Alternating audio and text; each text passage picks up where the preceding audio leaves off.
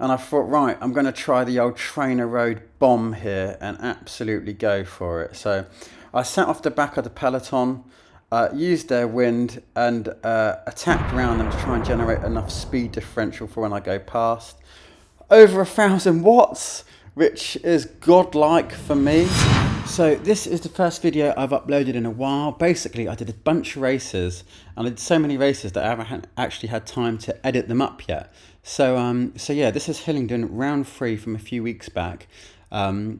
Today I was racing on my own for a change from recent videos, and in front of me there, 161, is a guy called Sean. And he was part of my plan today. I'd gone out with him the day before on a bun run to Windsor from Reading. And he is a really strong rider. And he's gone from Cat 4 to Cat 2 in probably under 10 races, I believe, 5 to 10 races. He soloed off the front at Abingdon at the start of the year and in the Cat 4 races, and caught up with the E1-2 races. And he is just a beast, and he was placing at the Surrey League before this race. So I was well aware that he is a great wheel to follow should a break go. So if a break was going to go, I was going to make sure I was in it with him. And then, or my second plan was, if he didn't go, was for me to try and get a race-winning move. I did not want a top 10 today. I wanted a podium. So my mission at the moment is to get a podium. I was feeling fit and strong. And yeah, let's get into the race and see how it plans out.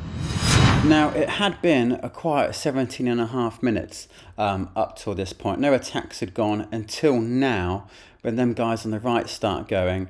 And you can see Sean straight ahead of me there. He decides to join it, but I wasn't quite on his wheel, so I thought I'm going to let everyone else chase it down. And I believed everyone was going to be game because, you know, it's the first main attack of the race. I think there had been one near the start, but, you know, there's always one near the start of trying to people get away, trying to catch people out by surprise. But yeah, we come around here and people seem to be chasing it down, but then it gets shut off, and you can see there Sean and the other guy just carry on pedaling through. These guys in the front, who I think instigated the original attack, kind of just sat themselves up, and it was kind of, I don't know, maybe a fake attack. But you can see them down there on the left corner. Sean and the other guy, I don't know his name, have gone round this corner, and they've already made a decent gap.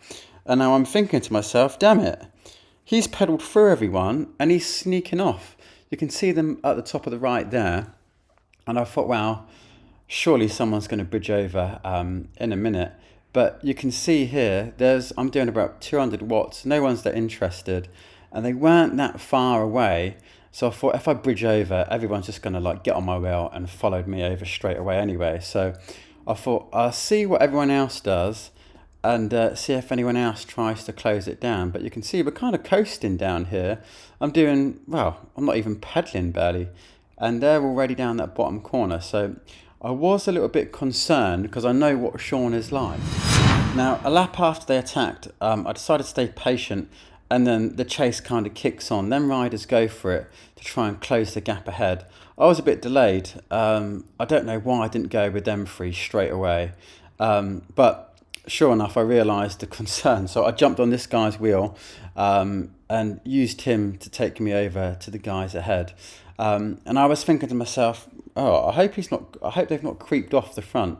So I'm on 99 wheel, like a flake at 99, coming around this corner, and I can see them guys there, and I'm thinking to myself, we're going to make it over. So I think I sprint across because I don't want to carry that guy over, because I think if there's 2 up the road and these 3 are working, that's 5, that would be 6. So I'd be in 6th place, and hopefully I would be dropping people. But, you know, that doesn't always happen. And you can see behind me, I'm stringing everyone along up to them. So yeah, we come around this corner, and I go around them, and I'm still quite keen to try and help bring back the Sean and the other guy, because I'm quite aware that they've got away without me. So I'm sad. Now, a few minutes later, I'm on Tanvir's wheel, strong rider, and we're still trying to chase back the 2 riders that are up the road. So I go onto the front, trying to bring them back. I'm aware that I don't want to do too long a pull because I know I'm carrying everyone behind me, and there's enough of us for us to like rotate and try and use a lot of our speed. So we're doing over 30, 50 kilometers an hour here, and yeah, I think I elbow the next person through. But I'm going to let you in on a sad secret. Sean and the other guy got away in this race. So yeah, they came first and second. So in my head, I was quite aware that we weren't really pulling them back at this point. They were out of sight. I was still up for working. But as you can see here, we weren't really working well together in the bunch. So I'm still near the front, and everything just felt a little bit half-hearted from everyone else. So it got frustrating. I was up for trying to tackle them to try and get them back, but it just wasn't really happening that well. And it was a little bit annoying because it was a bit predictable as well. And I should have made the effort when they originally went, when they were in like jumping over distance away from me. And when everyone sat up at the beginning, I should have just gone for it and just got my way over there as quickly as I could. So yeah, I was a bit frustrated in that respect. And at this point, I'd just done another pull on the front, and Michael comes through. A racer who I've been racing with for the last year. He's a really hard worker, so I know he's up for doing a bit of work to help try and bring back the two riders up the road. So I sit on his wheel, but again, no one comes around him to like keep it like a chain. Do you know what I mean? So yeah, a bit frustrating. So me and him take a few pulls together. I go round hoping that someone else will come around me. So I kind of go right off the gas. Just to force people to move around me for once, just try and get it all going, you know what I mean? It was just so frustrating, taking pulls and then no one really doing too much. So at this point in the race, we were kind of coasting at the bottom. We had 2 laps left, and I thought, right, I'm going to try the old Trainer Road bomb here and absolutely go for it. So I sat off the back of the peloton, used their wind and attacked around them to try and generate enough speed differential for when I go past. Over 1,000 watts, which is godlike for me. And I'm thinking in my head, right, I've got 2 laps now to try and get away from everyone. That is my goal. This bunch of people have not been up for chasing anyone. So maybe I will get away from them and just get my 3rd place that I well and truly deserve as far as I'm concerned. So I go off 2 minutes of hell. Now, as I'm doing this, I did not take a look behind me because I thought to myself, if I look behind me, I'm just going to give up on myself. So I was literally just like head down, deep breaths. My heart rate's at 190. And I was thinking, right, if I can get around these corners nice and quick, I don't have to deal with anyone else in front of me slowing down and so on. So I come around here. I've still got a bit of a gap, but I thought I had a gap for miles. But looking back on it, my gap wasn't actually that big. So they were definitely on me straight away, predictably. But either way, I'm on the case and I'm trying to get away for 2 laps still.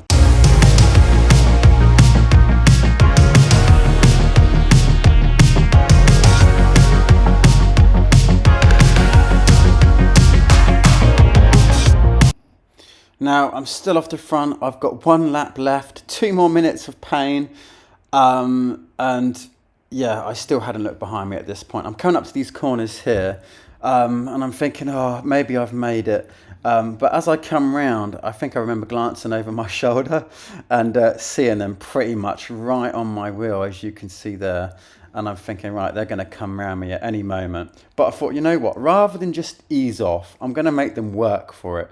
So if they want to get onto my wheel and use my wheel, that I wasn't just going to hold off. Because I've learned a lot of the times that sometimes just an extra 10 seconds or someone on the front just to sit up when people are close is all it takes to get away. So I thought, right, I'll keep it going, but as you can see here, they caught me around these corners. So in my head now, it was all about recovering. And I thought, right, if I can maybe try and slip in to the bunch before the end, get a bit of recovery in, and maybe I can see the sprint. But I mean, I had half a lap here, and was I really going to recover within half a lap to see a sprint? Probably not. There's a big gap in front of me there. People are flying around me, and I am at the back of the bunch, pretty much dropped at this point. But I thought, you know what? Let's just get onto the back of them. Once they were around me, I get that draft. So I come round, I try and get on the inside because I know I can get a nice clean line and maybe overtake a few riders here. So I come round, I'm on this guy's wheel, but nothing's really happening. And I think I do try and kick up on the outside of this corner, but straight away my legs burn and I realised I am nowhere near the front. So I'm not getting a top 10. So I just kind of ease off straight away. So, what an annoying race. 2 plans, go with Sean. If I did that, I would have got third. And if my lap bomb worked, I would have got third, but it didn't. So either way, plans don't always go the way you want them to. So yeah, a bit of a frustrating race, but hey, a learning one. Because one of the things I learned in this race was because if you try and maybe do like a 2-lap or 1-lap bomb against 25 riders in the bunch, chances are they're going to want to, there's going to be one person in there that is game for it and is going to chase you down. And as you could see, they all were pretty keen on trying to chase me down in the last lap, with 2 laps to go and so on. If it had been a smaller group of maybe 4 or 5 people in a breakaway or something like that, it may have worked better, but I was fine. It was me versus too many people in a bunch. It wasn't never really going to work. But hey, it's racecraft and it's something I will learn for the future. Anyway, it's been a while since I've done these videos. The next video is going to be up really soon because I've got about 4 in the bank that I need to do. So subscribe to this channel. There's a really good breakaway video in the next video that you should enjoy. And yeah, subscribe if you haven't already. And I will catch you soon. Take care. Bye.